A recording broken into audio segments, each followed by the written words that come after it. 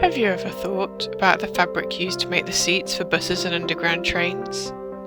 Textile designer Karen Morton explains how this fabric, known as Moquette, inspired her own textile practice. I'm Karen Morton, and my BA was in textile design.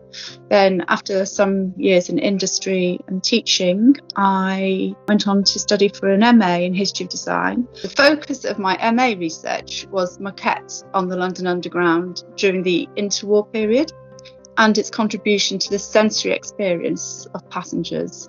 Moquette is a woven textile with a pile surface that can be made of cut ends that you see in velvet, or looped ends on the surface as you see in toweling, or sometimes a combination of both.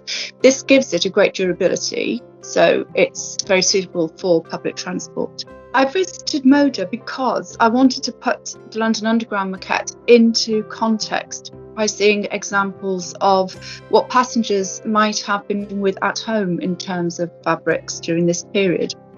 So when I visited Moda, I looked at samples from the Silver Studio archives in particular, showing popular themes and colourways of fabrics from the 1930s and the 40s. I'm always intrigued by a textile that has, if you will, more than one life.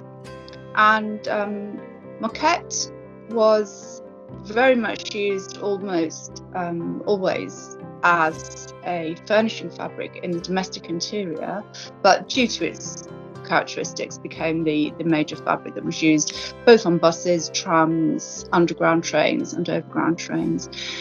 So if we come forward to 1935 onwards, and in particular 1938, the new tube stock was showing patterns that were more in keeping with a modernist view and a modernist style of design.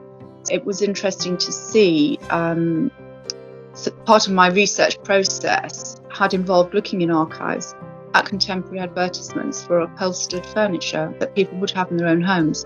And it was really helpful at Moda to actually see similar fabrics and touch them. And also at Moda, I felt very privileged to see a whole roll of untouched moquettes, which was in beautiful condition. And it was the classic by Enid Marx, of the classic Chevron in green and red.